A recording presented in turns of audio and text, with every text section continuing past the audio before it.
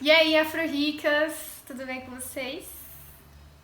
Hoje estamos iniciando aqui um novo formato, de trazer, assim, diálogos e conversas um pouco mais subjetivas e também um pouco mais aprofundadas. Então, o nome desse grande bloco é Sofá Afro-Ricas.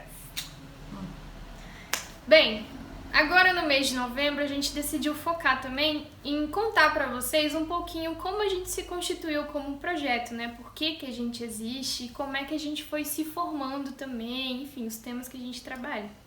Então, eu preciso começar contando da minha trajetória pessoal. Eu sou formada em Sociologia aqui pela Universidade de Brasília e quando eu entrei na universidade, tinham poucas pessoas negras no espaço.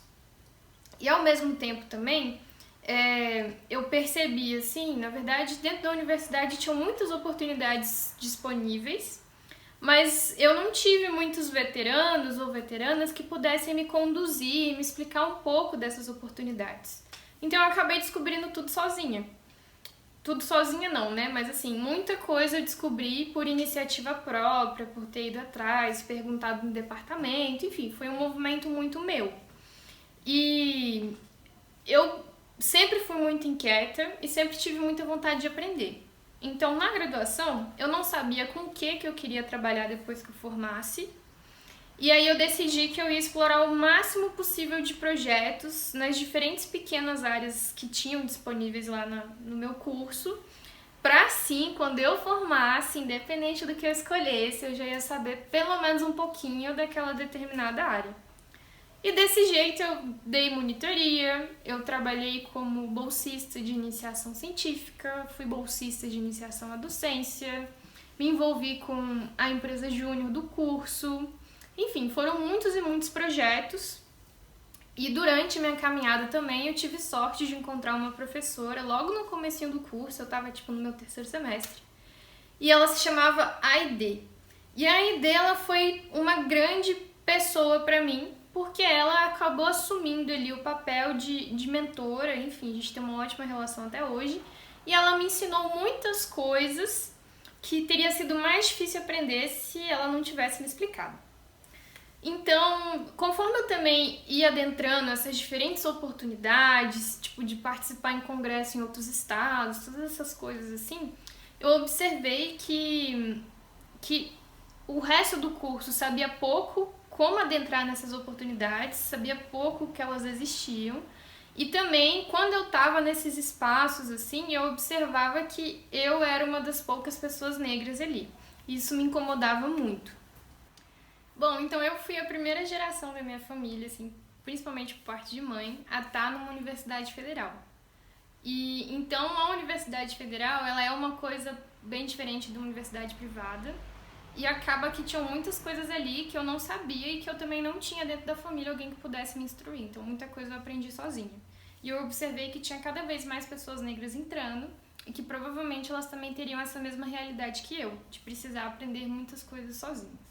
Bom, formei, e tal, aprendi muitas coisas na graduação. Assim que formei, estava perdida e fui parar numa organização chamada IESEC. E lá foi realmente uma escola, assim. Eu pude aprender muitas coisas de mercado de trabalho que eu ainda não tinha aprendido na minha graduação. Então, apesar de eu ter ficado também pouco tempo, só 8 meses, foi assim uma experiência muito enriquecedora pra mim e pela qual eu tenho muita gratidão. Inclusive, vou fazer outros vídeos disso outro dia aí, porque é muito pano pra manga. Bom, depois que eu saí da ESEC, tive meu primeiro trabalho formal como CLT numa empresa de treinamentos corporativos. E lá eu era uma trainee da área de vendas, mas eu também estava descobrindo, desvendando algumas coisas das temáticas dos cursos, dos treinamentos que a gente vendia. E esses cursos eram principalmente tipo de habilidades interpessoais, conectado com vendas, com negociação, com desenvolvimento de pessoas de forma geral. E aí, por último também, eu vivi no México por 1 ano e 3 meses, e nesses 15 meses eu tive, acreditem, 6 empregos.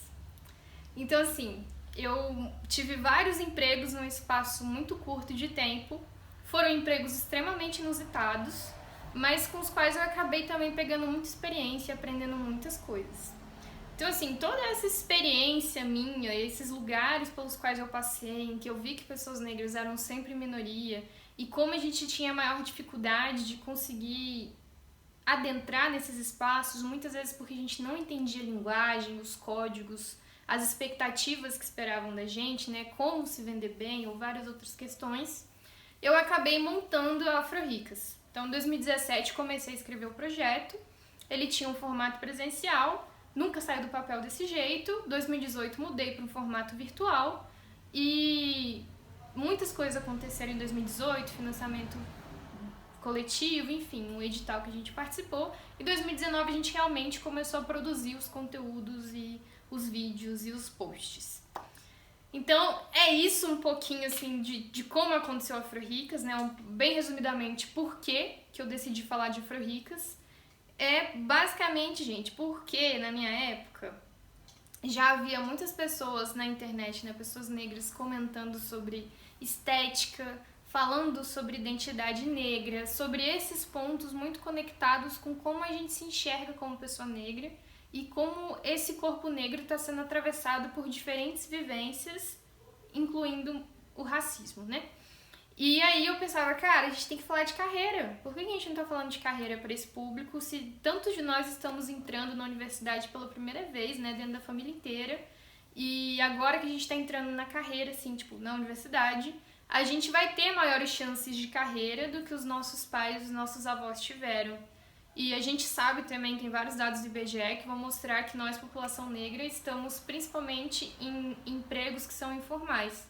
E quando você está na informalidade, você recebe menos, você não tem direitos trabalhistas garantidos e várias outras questões também que te deixam mais vulnerável como trabalhador. Então foi basicamente isso, eu peguei várias experiências que eu já havia vivido, coisas que eu aprendi, muitas sozinha, outras com outras pessoas, e eu organizei isso em eixos temáticos para tentar contribuir para que mais pessoas não tivessem passado pelo mesmo perrengue que eu passei para aprender as coisas, né? E aí focar em carreira também, porque eu acredito que o trabalho ele pode ser sim algo extremamente gratificante pra gente e que nos traga ótimos frutos. Então é isso. Falou, valeu. Beijo, tchau. Deixa eu olhar na minha cola rapidinho.